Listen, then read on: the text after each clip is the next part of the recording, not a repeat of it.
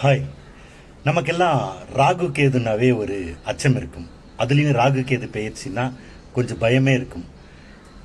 இந்த வருடம் 2026 டிசம்பர் மாதம் 5ஆம் தேதி ராகு கேது பெயர்ச்சி ஆக போகுது. இப்போ கும்பத்தில் இருக்கிற ராகு மகரத்துக்கும் சிம்மத்தில் இருக்கிற ராகு கேதுக்கும் பெயர்ச்சி ஆக போகிறாங்க. அப்படி பெயர்ச்சி ஆகிற ராகுவும் கேதுவும் மீன ராசிக்காரர்களுக்கு என்ன மாதிரியான நற்பலன்களை கொடுப்பார்கள் அப்படிங்கிறத பார்க்கலாம். வாங்க பார்க்கலாம். மீன ராசிக்கு 11ஆம் இடத்துக்கு வர ராகுவும் 5ஆம் இடத்துக்கு வர கேதுவும் என்ன மாதிரியான பலன்களை தரும் அப்படின்னா, 11ஆம் இடங்கிறது லாபஸ்தானம். இந்த நேரத்தில் உங்களுக்கு லாபங்கள் அதிகரிக்கும். எல்லாத்துலேயுமே உங்களுக்கு லாபம் ஏற்படும். வேலையில் முன்னேற்றம் கிடைக்கும், புதிய வேலை கிடைக்கும், பதவி உயர்வு கிடைக்கும், வருமானம் அதிகரிக்கும்.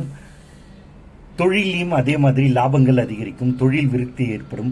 லாபம் அப்படின்னா நீங்க என்னெல்லாம் லாபம் நினைக்கிறீங்களோ அதெல்லாமே உங்களுக்கு நடக்கும். இந்த ராகு கேது பயிற்சியில பல வழிகளில் வருமானம் வரும். நீண்ட நாளா நீங்க செய்யணும்னு நினைச்சிட்டு இருந்த ஒரு இலக்கு வச்சு ஏதோ ஒன்று யோசிச்சிருப்பீங்க இல்லையா, அதுல உங்களுக்கு வெற்றி கிடைக்கும். லாபங்கள் அதிகமாக இருக்கக்கூடிய நேரம் தான் இந்த நேரம். கேது 5ல் வர்றதுனால என்ன நடக்கும்னா, 5ஆம் இடங்கிறது குழந்தைகள் ஸ்தானம். குழந்தைகள் சார்ந்து உங்களுக்கு சிறு சிறு மனக்கசப்புகள் ஏற்படும், மன வருத்தங்கள் இருக்கும். குழந்தைகள் மேல கொஞ்சம் அக்கறை எடுத்துக்குங்க. உடல் நலத்தில் கொஞ்சம் கவனம் வேணும். நண்பர்களால் நன்மைகள் ஏற்படும். குடும்பத்தில் மகிழ்ச்சி அதிகரிக்கும்.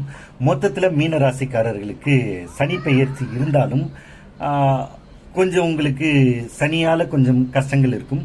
ராகு கேதுவால கொஞ்சம் நன்மைகள் இருக்கும். குரு உங்களை மீனராசி பார்க்கறதுனால அதனாலையும் கொஞ்சம் நன்மைகள் இருக்கும். சனி அடித்தாலும் மருந்து போடுறதுக்கு ராகுவும் கேதுவும் குருவும் இருப்பாங்க. அப்படிங்கிறதுனால கொஞ்சம் சந்தோஷம் அதிகரிக்கும். வணக்கம்.